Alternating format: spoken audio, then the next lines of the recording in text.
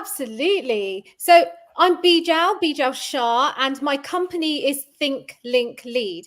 I work with leaders to optimize and leverage their leadership skills through traditional coaching and a self-discovery tool called human design.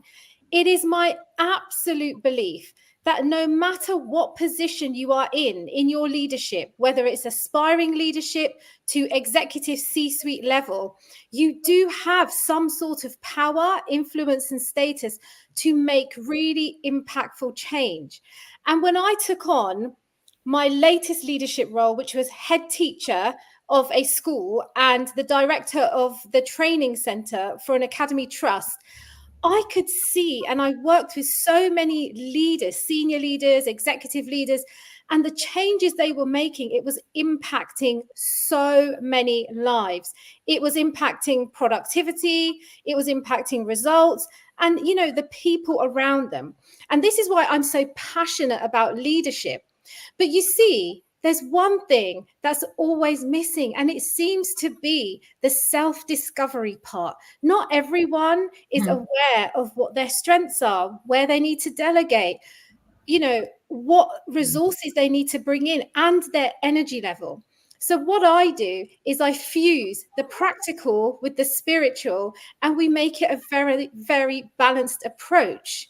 So that's why I use human design, but I also use coaching as well, because you can fuse the both. And the balanced approach really helps to optimize and leverage that productivity, the people, and the results as well. So that's why it's important to me. In my journey, I know that I didn't always know what I was good at as a leader. And when I discovered the human design system, which is based on your birth information and a combination of modalities, so quantum physics, you've got the Kabbalah system, the Chinese I Ching, you've got astrology, and you've also got the chakra system, I managed to understand how I was imprinted, my actual natural strengths and qualities. And then I was able to use it to really build a cohesive team and build leadership that suited me and suited the organization.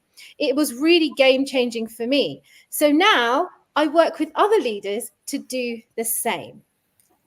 That's amazing. And I really appreciate that explanation of that because, the last time you and I interacted was the first I was exposed to that human design concept. And so you've taken my understanding further along here. So thank you. I appreciate that so much. Awesome. Would you please, Bijal, introduce each of our guest panelists and tell us a little bit about them, but have them share their journey and who they serve and why? Great. So I will do an overview of the wonderful guests that I have got on today, high quality, highly knowledgeable and experienced guests that I've got. And then I'll go back to them so they can introduce themselves. So I've got Patricia Brooks, and Patricia is from a wonderful company called Geneva Pearl. Now, Patricia is a high performance strengths coach, and she's also a business consultant. She's a workplace culture expert as well. I've got Sonal Shah. Sonal is a public speaker, and she's spoken on many stages, including Karen Brady's stages. She's an advocate for women in tech. She's also a coach, and she's the author of a wonderful book with beautiful cover on it called She Chose Tech. I've got Majinder Javel with me today, and Majinder is an executive career consultant. Majinder's worked with so many high-level leaders and their teams to help with career progression. I've got Malik Mohammed with us today. Malik Mohammed is an empowerment strategies consultant, primarily working in the creative industries. Many of Malik's clients are private clients, so he can't talk about all of them. But he is also the author of a couple of books, the latest one being Coffee and Contemplations, and his audio files on Instagram are also called Coffee and Contemplations because he's also a voice artist. He's got another book coming out very soon called Gems of Empowerment. I've got Rahul Karan Sharma with us today. Now, Rahul is also a LinkedIn top voice.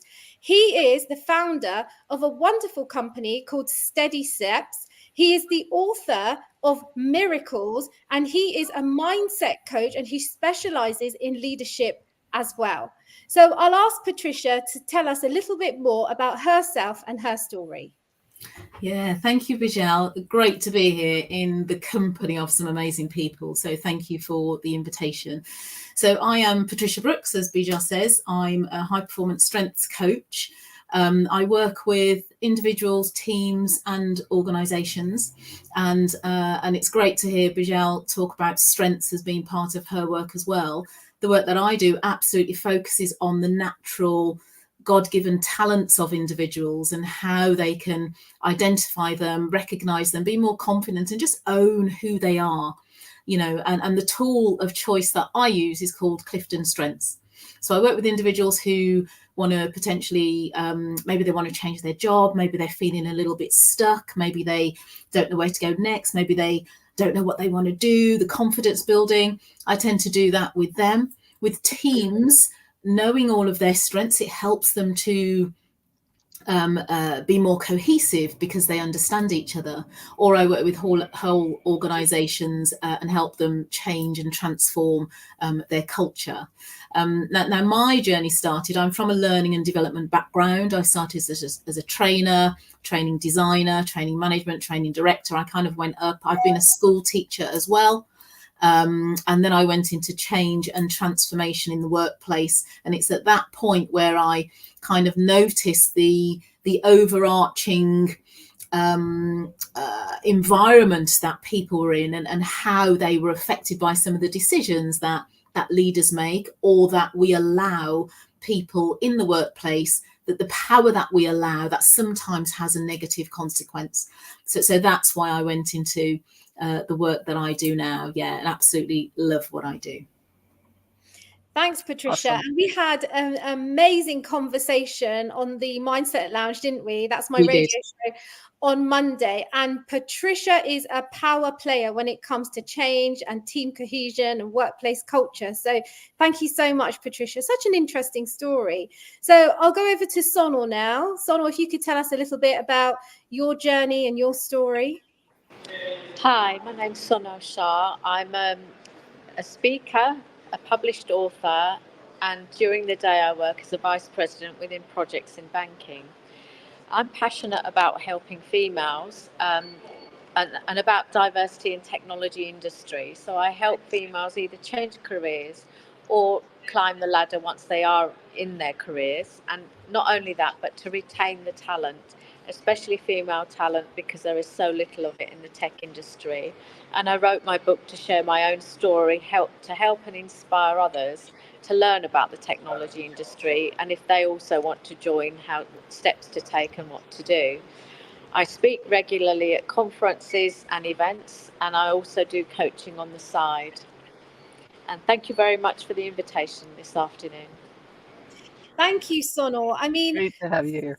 yeah, Sonal has spoken on many, many stages, and she's an absolute advocate for women in tech. And she's just such a small percentage. I'm not sure what the percentage is, but a really, really small percentage, under 5% of women who are in tech, and women of color. So it's really wonderful to have Sonal here.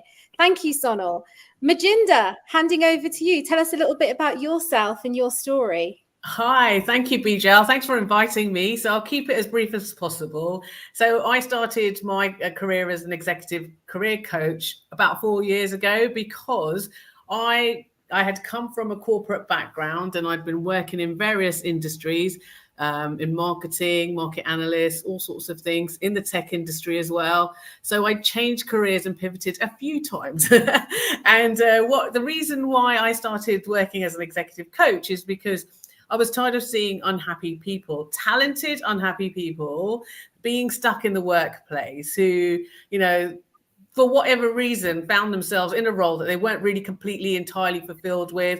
And again, going back to what you guys were saying, Patricia, you both of you, about your strengths. What are your talents? What are you good at? What I really love to do is help people identify what their strengths are, what their talents are, what they're great at, and what they can get paid for, right? So, and also obviously there's a need for it. So identifying that with a client, I've worked one-on-one, I've worked with groups.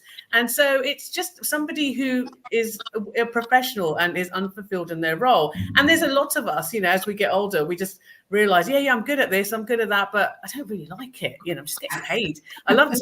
I need this job because I need to pay the bills and I need to do da da da da. But, you know, and work should be fun. You know, there's nothing wrong with having a great career. And sometimes there's a myth that we just have to put up with something. So, you know, it's inspiring to have people enjoy what they do because they're good at it and they can get, you know, great, immense pleasure from it and really spread that. And so we sometimes think work isn't fun. And I really want to spread the message that, you know, work can be fun. We can enjoy what we do if we enjoy it and if we love what we do. So, you know, if you are doing something in accordance with your desires and the lifestyle that you want, and yeah, we can do that because we don't just have to slot into this role or that firm or that company. We can be creative and create our own ideal dream career.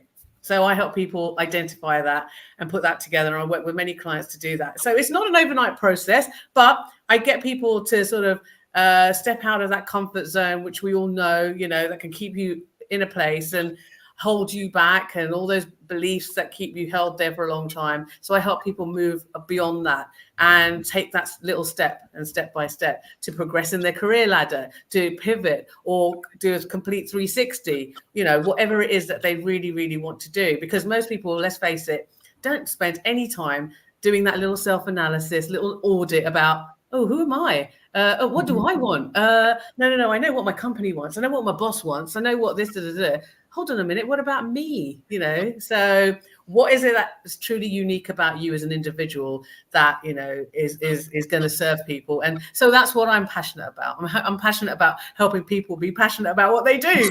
Yeah. Thank you, Majinda. That was wonderful. Thank you very much. Thank you. I'll hand over to Malik if you could say a little bit about yourself and what you do as well.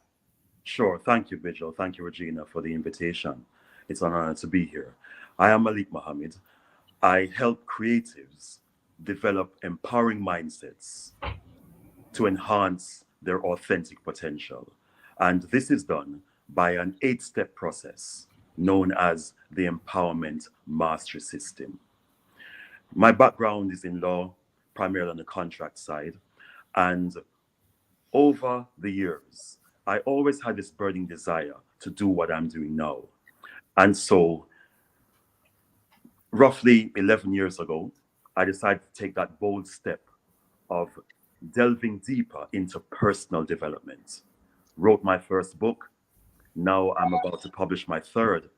And the one thing that I've found that's kept me focused over the years is the power of collaboration.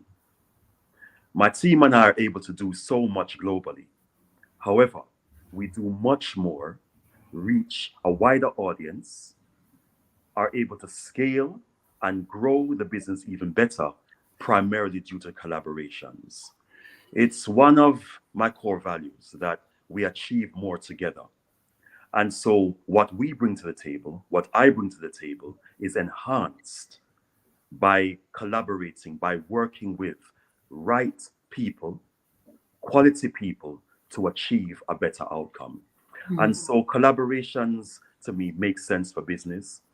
It also helps with one's own development, because when we have diverse views on a particular issue, it allows us to refer to our own cultural backgrounds, our own points of view, our lifestyles, wherever we are globally. And then we're able to meet the minds, as we say in law, consensus ad idem. This meeting of the minds allows us to produce the best possible outcome. So with that in mind, it's an honor to be here on this platform today. And again, Regina and Bijal, thank you so much for the invitation. Thank you, Great to have you Malik. here. Lovely points of view there that we can extend further on in the conversation today. Rahul, so lovely to see you again. Now you're in Bali today, so I'm very, very jealous. Yes, Yes, I'm in Bali, and I was having some challenge with the time and the currency exchange. It's little challenging to know because I just came from India and US, so it was little challenging. Trust me on that. But thank you, Bijal, for allowing me to be here, and thank you, Regina, for the invite. When Patricia was talking, it was music to my ears because her background is very similar to mine. And Sonal, thank you for the touch barrier for the women in tech. Majinder, we need people who love the job. So whatever you're doing is amazing. And Mr. Malik, I was not courageous like you that took the bold step 11 years ago. But yes, eventually I took that step 9 months ago and leaped into entrepreneurship. So my name is Rahul Karan Sharma. I help young managers and accidental leaders to become more confident in themselves. Over the past 20 years, one thing I have learned that people don't love to change, though they get excited for change when that change is coming from within, but they are not excited for the change that when it comes from someone else. So I'm not here to change anyone. I'm here to let them know what potential they have, similar to what Patricia, Manjinder, and then Malik you are doing. Uh, from a collaboration perspective, I collaborate with my mind first. Mind is my best friend because if my mind helps me, if my mind gives me those great thought process, my mind don't take me to those bad things, which is like eating a dessert after a meal, and it pushes me to stay healthy and have a conscious eating. I think grass will be greener on the other side. So I don't call myself as a change agent. I just call myself as a student of leadership, where I'm just learning and sharing the learning and making a little bit significant impact in making people change through themselves. I Mm. don't change themselves. I just motivate them to take that step that will allow them to do better for themselves. So happy to be here and looking forward to have an amazing conversation on collaboration. Thank you. Thank you, Awesome. Rahul. I mean, that was, really comprehensive. And I know that you are so passionate about those new leaders and those aspiring leaders as well. And it's always good to have you on and talk to you about that. So, Regina, I bring you a menu option of experts today. You do. Awesome. This is amazing, Bijal. And Rahul, I have to welcome you back to the show. Thank you so much for coming back, Bijal. Thanks for bringing him back with you. It's a pleasure to have you back again. Wow, what a group. And the amazing work that you are doing in the world. It's an honor to be here with each of you and to see what all you're doing.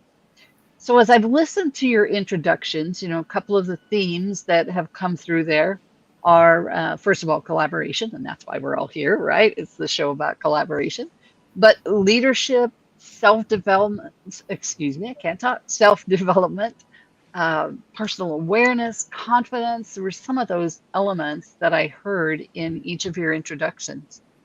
And so my question then is, how do we collaborate? I know some of you are collaborating, but how do we enhance our collaborations or collaborate more effectively in that realm of really helping people to become their best, right? Wherever they're at, to be their best, to really want to access all of who they can be and be those leaders that we need in the world. Whether you're leading in a corporation or you're leading somewhere else, we need leaders in the world. We need good leaders, right? How do we collaborate to help that, to help us have more good, effective leaders in the world, corporately and otherwise? So please share. How do we collaborate as people who do this, or how do we collaborate with the individuals, Regina? Wherever we want to go, Patricia, whatever you'd like to. Yeah, this is an open discussion. Cool. Dive in. Yes. So why don't we start with the, how do we, with the experience we've got and the expertise that we've got, I think one thing that we could be doing better, and I'm beginning to see more of this as I get older, is you know the phrase knowledge is power. Right. 15 years ago, we used to use that phrase. It used to be used quite negatively. When people used to keep knowledge to themselves because it made them feel more powerful. And I heard and saw a lot of that in the corporate. Nowadays, I use that phrase because we have knowledge. We should use it and share it amongst ourselves, with our peers, with our colleagues, with our competitors, and get rid of the word competitors and call them collaborators. Because the more knowledge we have together, the stronger we can be for everybody else out there.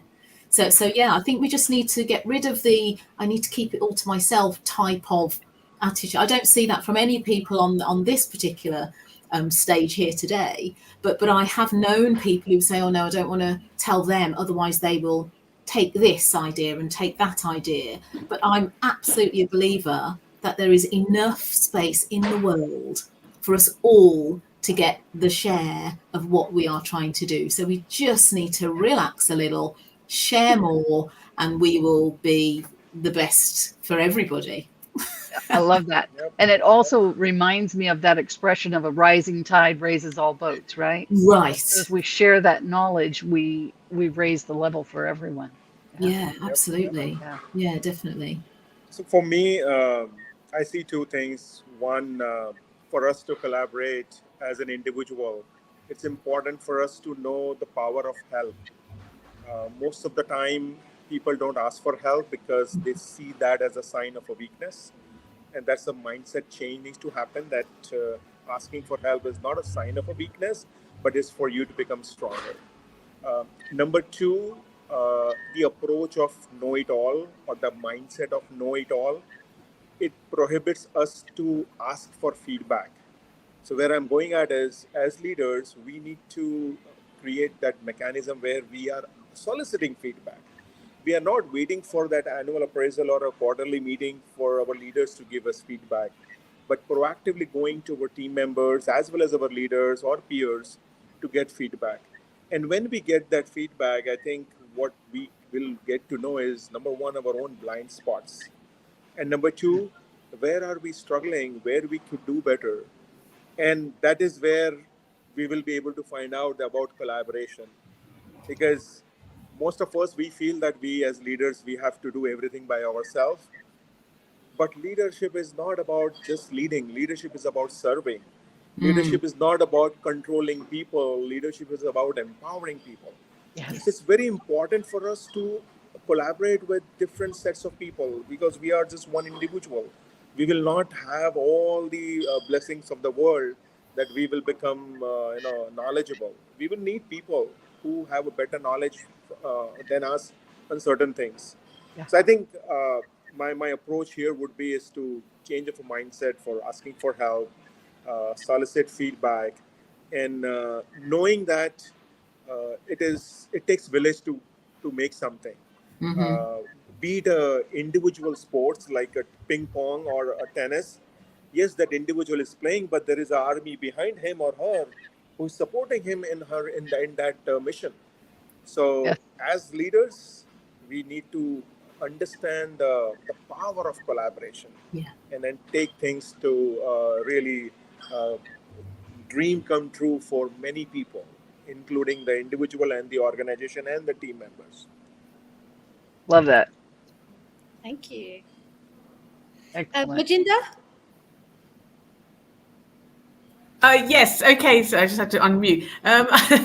I think that to collaborate, obviously, I think, was it Patricia who just said something about competition?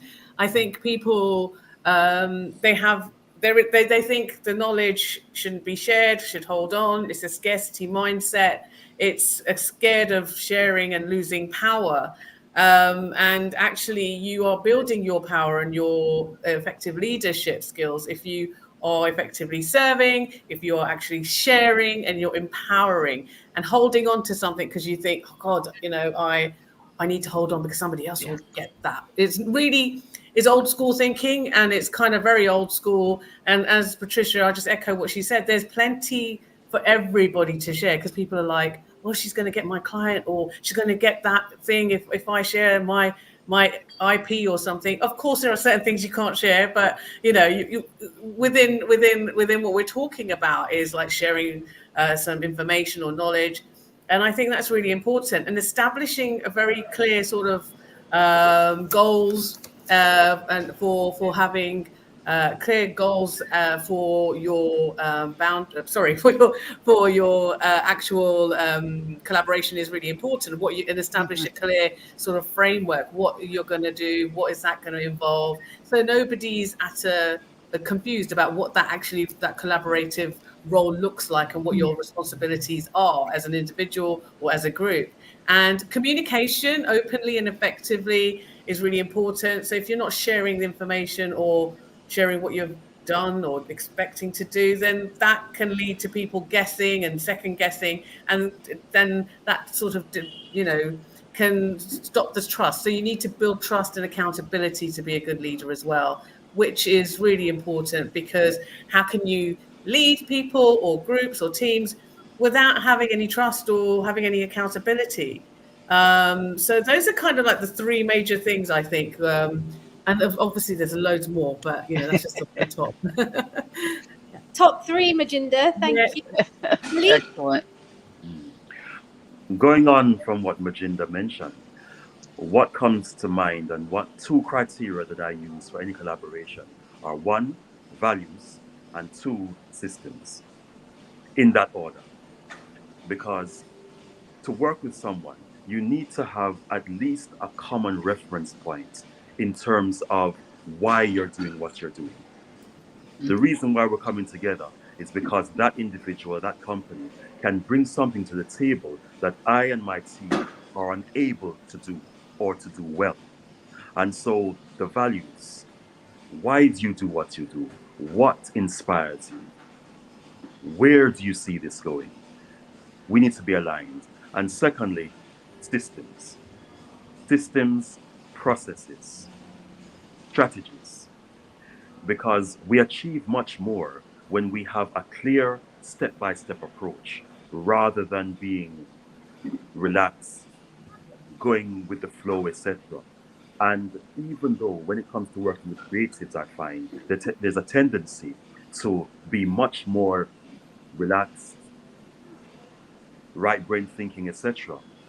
Systems, methodologies, processes are essential in moving from point A to point B effectively and being able to measure the progress thereof.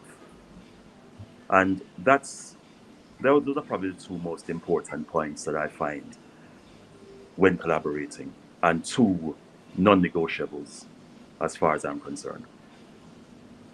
Yeah, sorry, Bijal, carry on. Sorry. No, I was just saying thank you, Malik. Yeah, I was going to say, I can see Sanal's just trying to sort something out there. So Malik, just kind of picking up from something you've just said about systems. Yes. And processes. I'm wondering how, because everyone, what might be right for your system or your thought process may not be someone else's. And we've all got to be able to collaborate when we all think differently as well. So this is where the strengths element comes in, and the mindset and everything else that many of us have been talking about. So, how do we collaborate, or how, it'd be interesting to hear from the rest of the panel really, how do we collaborate when we think differently? Because if we try and impose one way on a whole group of people, then that just makes for a bit of a disaster, really. So yeah, it'd be interesting to know how collaboration can work when lots of different people think differently. Excellent question, Patricia. And can we also take that to the difference between thinking differently and different values? Patricia, on a lighter note, we should allow them to play the game called Code Names. That is one game that we play in our family, and that really helps me to know how my kids, my wife, and my daughter, they are thinking differently, and they get to know me.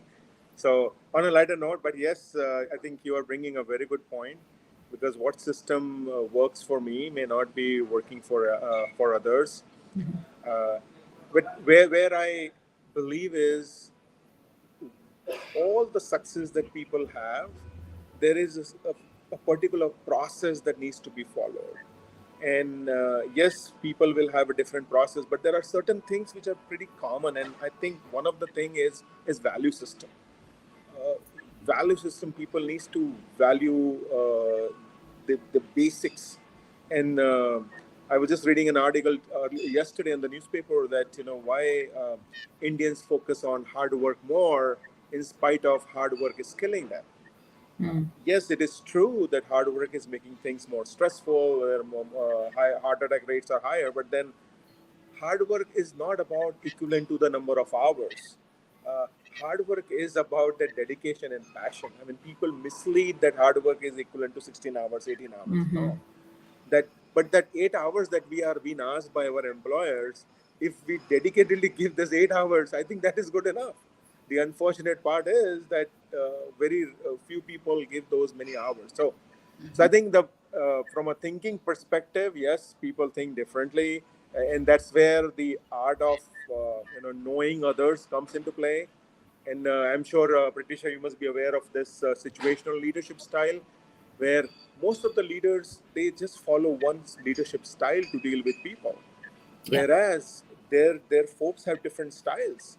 So if I don't see that difference, I will just be doing one way things one way, whereas I have to do it five different ways. So it's more communication, more conversation with people, knowing them without beyond the laptops, knowing them behind the screens is what is more important in today's world. That's where you will know that, yeah, you know what, he thinks differently. He, his perspective is different. So that is where my mind is going, Patricia, on that. And the common alignment there is values, isn't it?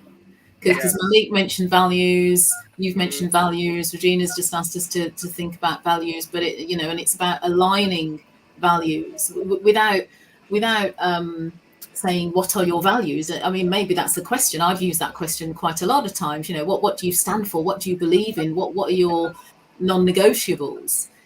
So once you know that, you're working with a client or your potential client, you have trust and integrity and kindness at the heart of your thinking, then yes, you can work together.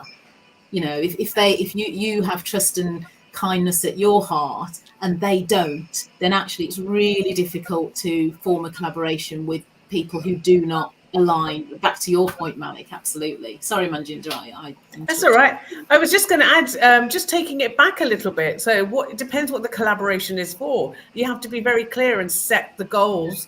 And why is that collaboration important to you? So that's going to bring up, it depends on what scenario we're talking about, right? So, if you're a group of people and you've got the same end goal, then, you need to be able to, that's why you've come together to create that collaboration.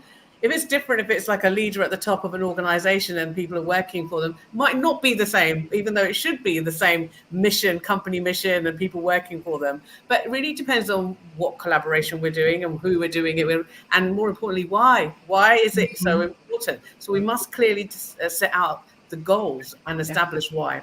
And then it's the why that will drive the motivation and make people to work together, even if they do have different values, because not everybody, like you said, nobody is the same. Everybody has different values. But if we have one core interest that's the same, which is the commonality of the goal and the objective of the collaboration, then that should be one of the main elements of why, is a crucial factor for a collaboration to be effective.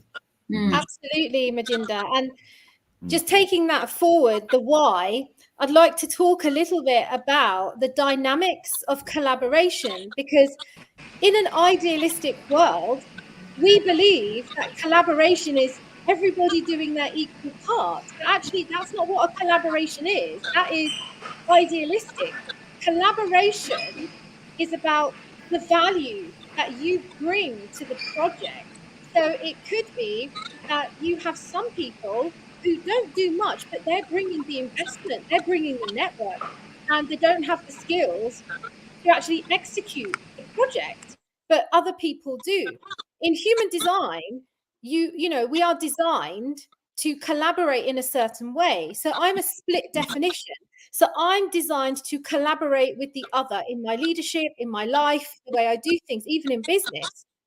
Some people are not designed really to collaborate with others so easily. Doesn't mean that they can't collaborate. It just means within the collaboration dynamic, they need to have more independent tasks to get on with, things that they can just do on their own. And then you have other people like triple splits or quadruple splits, which are slightly rarer, who are collaborations within collaborations.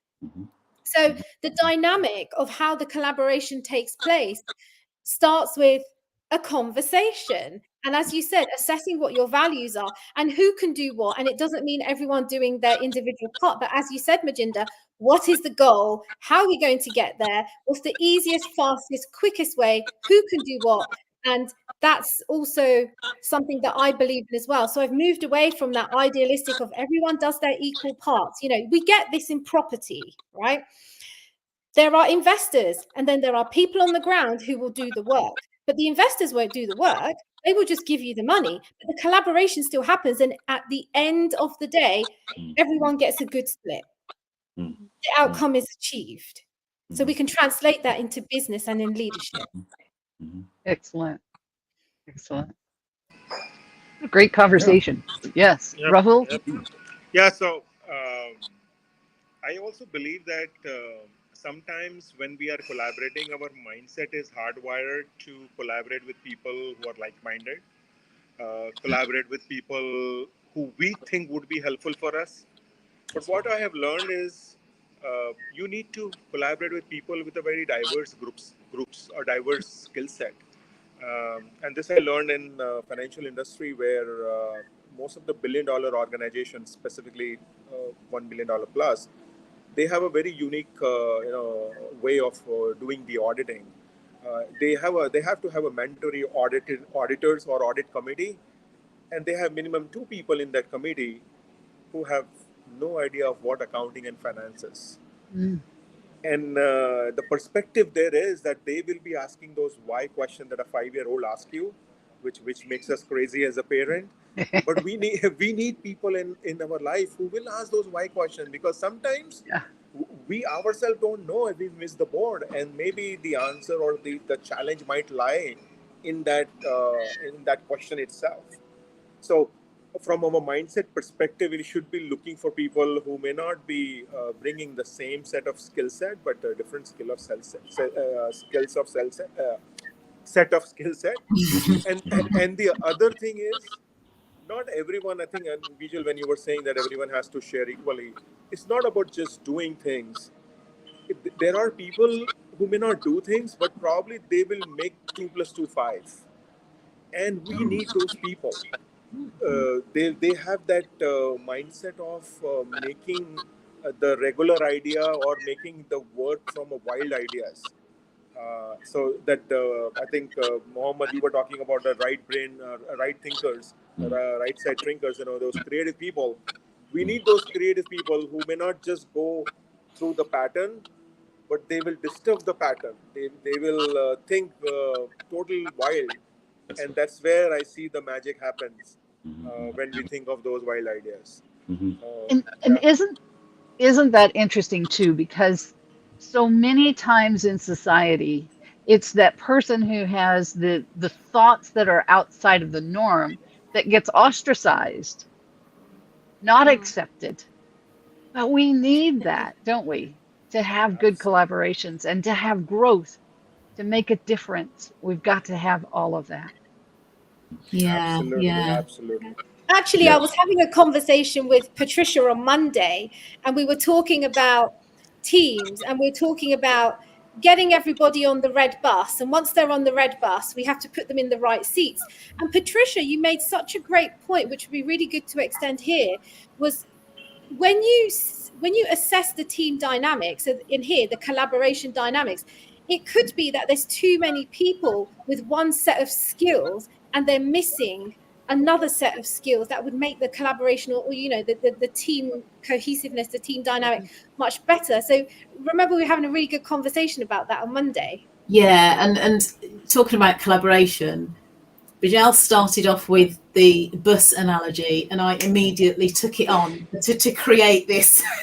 So we collaborated right in that moment to create this analogy that seems to have just be a perfect description. So yes, we were talking about the team dynamics, lots of people having different strengths, and my job being to help them understand what their strengths are and understand what contribution they are bringing and what value they bring to the team, but also to help the manager recognize where they are most valuable.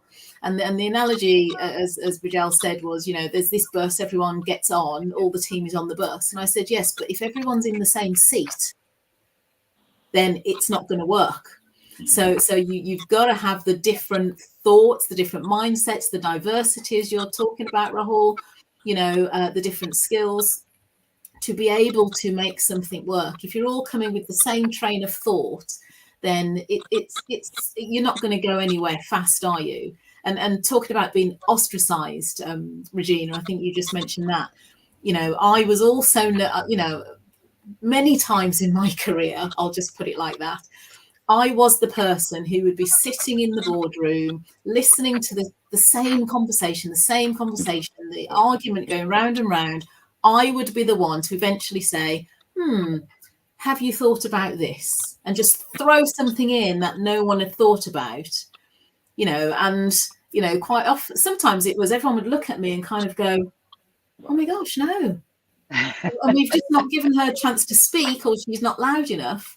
But then the conversation would open. So just having somebody there to the points that you're all making to help bring that additional thought or that diversity of thought into the conversation is perfect for collaboration. It just opens the mind a little bit more.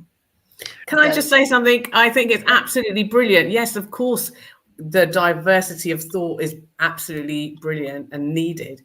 But how many times when you do bring something like that, someone just goes, oh, we don't do it like that. And or another form of that in another way. Sure.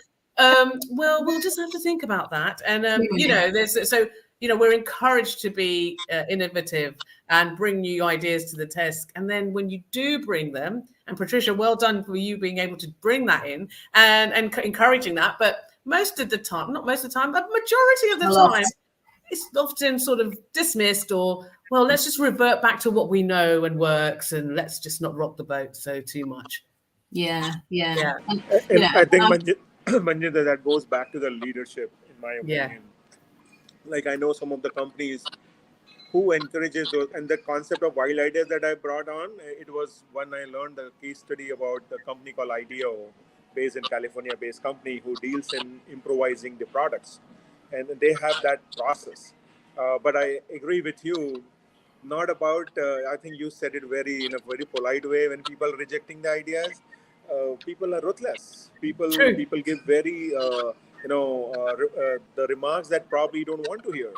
And all the creativity that you are bringing in, it just goes back. True. So it is from the leadership. The leadership has to show that openness, that yes, we are ready to do it, because many a times I see people in the company, they accept those out of the box ideas. People are very enthusiastic about those ideas, but in 3 months time, 6 months time, they don't see anything happening. True. So then next time when those ideas have been asked, people don't care, and that's become the norm, that's become the culture. Yeah. So I think it goes back to the leadership. It does. If we take that back to leadership, typically or frequently, I will say, what happens is that, for example, somebody who is the head of a department, they hire people that they're comfortable with. They hire themselves. So the whole department looks just like them. And as leaders, we've got to learn to diversify, to accept that diversification and seek it out in whatever organization we're building. We need to have that diversity of thought throughout whatever organization we're building. So yeah, I love that. Oh. And if I may add to that, Regina, yes, diversity is actually good for the bottom line. It's good absolutely for business. It's good for business. Absolutely. Yes. And so oftentimes when leadership tend to block ideas, I think the second tier approach, the second line of attack, could be in developing effective communication styles and presenting the same idea, making it more palatable, or as palatable as we can, Yes. for leadership to understand. Yes. Because it does work. This conversation today, I was just thinking while listening to us all, this is a prime example of the beauty of collaboration. You and Bijal have invited us here. We're coming from different walks of life, Yes. different backgrounds, different life experiences. Yet we are having a high level conversation to achieve the main aim, which is to talk about collaborations. Yes. This is a prime example of a microcosm that can be applied in the macrocosm of businesses worldwide. Diversity works. Diversity of thought is Yes. important It when does. people are respectful, communicate effectively, and have the common goal in mind. Yes. You know, Absolutely the agree. best thing that I ever did was I lived in the UAE for several years. And the really unique thing about the UAE is that it's actually 95% expat. And you have people from so many different countries working in the same organization. And for the first time ever, I had to communicate with people from Europe, Asia, Africa, all everywhere.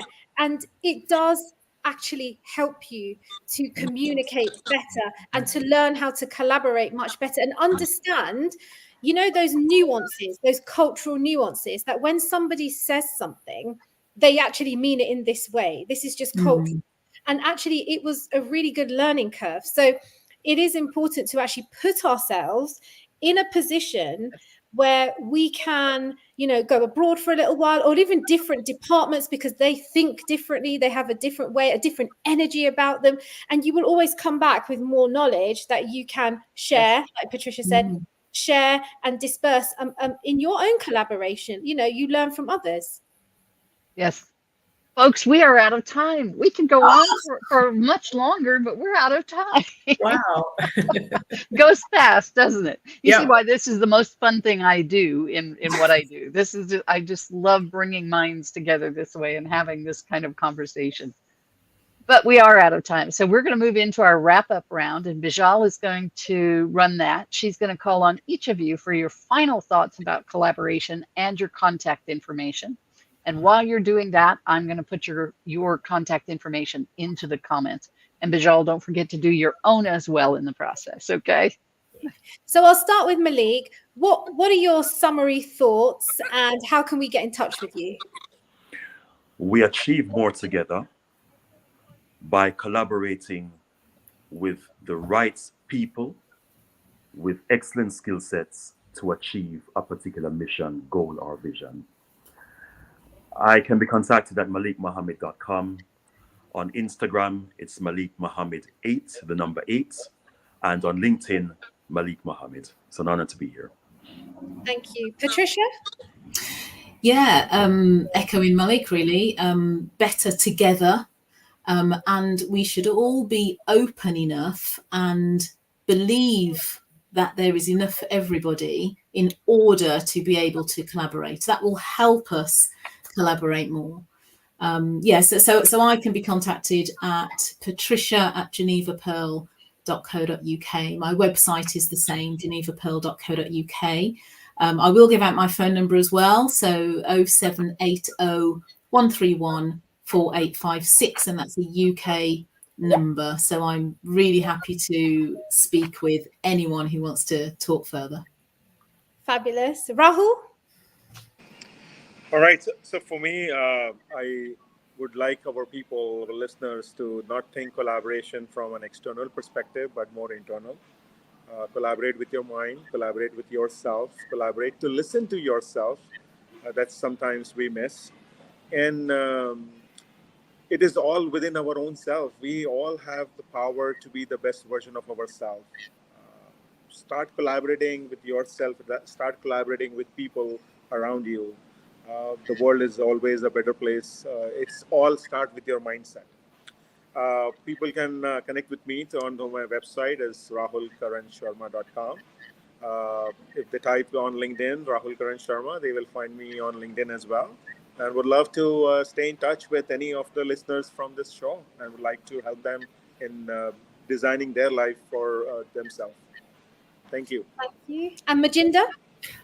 Yeah, so I'm going back to an old saying that just crossed my mind now. Sharing is caring. Okay, so sharing collaboratively, sharing your mindset, yourself, with a shared common mission and goal, I think is really important to all be on board. And I echo what everybody else has said. Quite frankly, it's all it's a growing process as well. It's learning as you go along as well. So you can contact me on LinkedIn with Manjinder Javul, and you can get me on Instagram on mkjconsulting.limited ltd, and the website is the same, mkjconsulting.ltd. So yeah.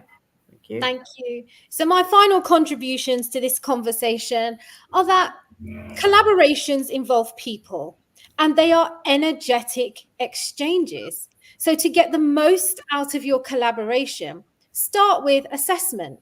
Review who can do what, who needs what to do what, and then the dynamic can be positively influenced so the goal for the project can be achieved. You can connect with me on LinkedIn, and you can visit my website, thinklinklead.com. I'm also on Instagram at Bijal Shah Coach. And yes, so that's how you can contact me. Thank you, Regina. Thank you, panelists. You've been amazing today. Thank you. Thank you. Awesome. And Rahul, would you pop your contact information into the chat for me, please, quickly, so that I can put that out there? I didn't see yours in there. This has been wonderful. What a great panel.